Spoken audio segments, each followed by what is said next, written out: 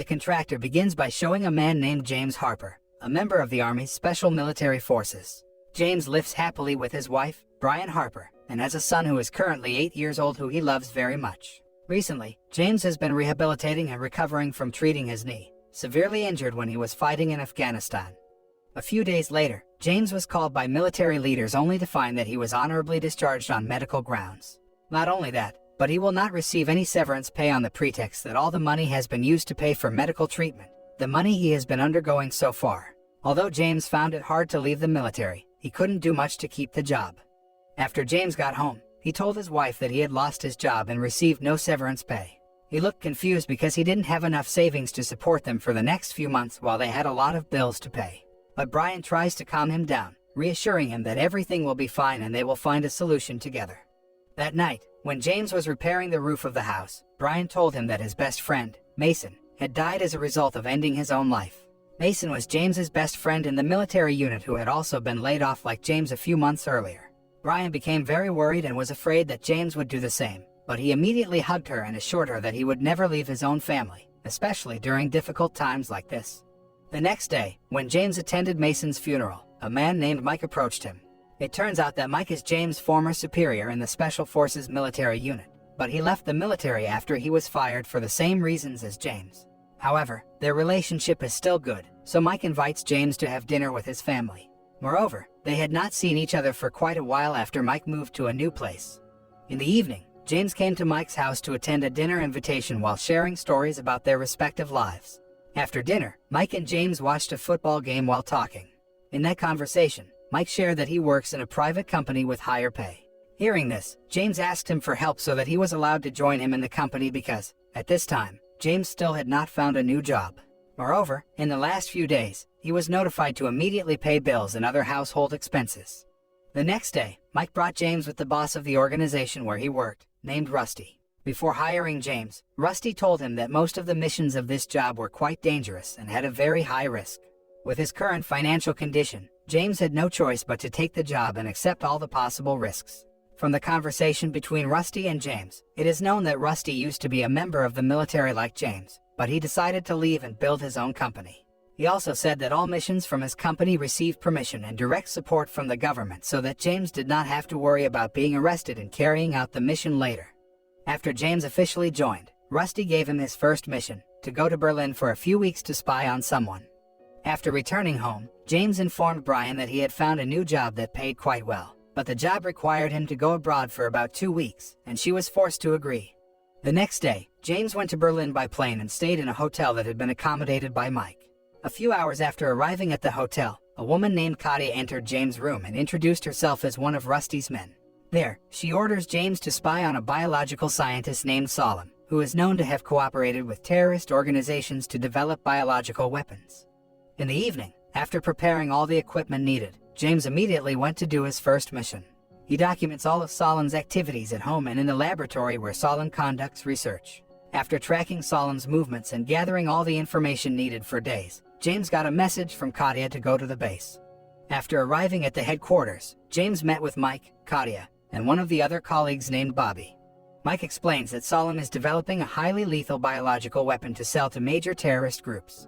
Their mission is to kill Solemn and steal all of his research data regarding the biological weapon from the laboratory. However, the laboratory had a security system connected to a nearby police station, so they had to be careful.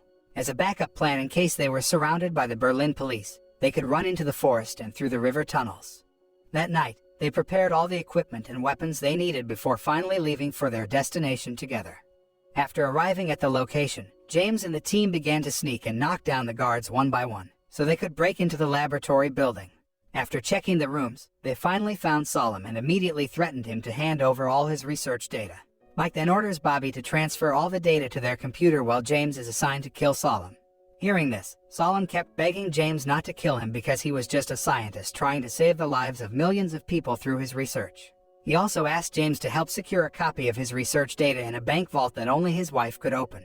However, James, who did not believe Solemn's words, immediately killed him using a lethal chemical injection. After confirming that Solemn was dead, James set fire to the laboratory and engineered it as if he had died in an accident. But when they were about to leave the lab, 2 police cars surrounded them, so a shootout between the police and Mike's troops was unavoidable. Unfortunately, Katia and Bobby died in the shootout, and Mike suffered a gunshot wound to the leg. Knowing the situation was getting worse, James immediately carried Mike and took him to the forest so they could hide in the tunnel in the river. After diving for a few minutes, Mike and James rested briefly in a safe location so that James could treat the gunshot wound to Mike's leg. He even had to do a blood transfusion immediately because Mike had lost a lot of blood and was in critical condition. After Mike recovered, they intended to immediately return to base, but James' knee injury suddenly recurred so that he could not stand. He advised Mike to go ahead and hand over the research data to Rusty while he would follow after his leg had recovered. For the sake of the success of their mission, Mike had no choice but to leave James and go to Rusty first to hand over the data. Before he left, Mike ordered James to go to a hotel called Salvana and wait in that hotel until he came back to pick him up. A few hours later, when his knee had recovered, James went to the Salvana hotel as per Mike's earlier instructions. In the room, James found a passport that Mike had provided beforehand and a message saying he would be coming in 6 hours. But after waiting a long time, Mike still hadn't arrived, and James felt something was wrong, so he decided to leave the hotel. James then calls Rusty to ask about Mike's whereabouts, and Rusty says that their mission has been leaked and some police are starting to hunt them down. He said that Mike never returned to submit the research data, so he assumed that Mike had died on the way. Rusty then ordered James to tell him his location so he could send some people to pick him up. But after seeing the people sent by Rusty, James has a bad feeling and decides not to go with Rusty's men because he thinks that Rusty is the one who killed Mike. And his hunch proved correct. Shortly after James went the other way, Rusty angrily ordered his men to arrest and kill James. After hearing several bullet shots, James ran to save himself from Rusty's men.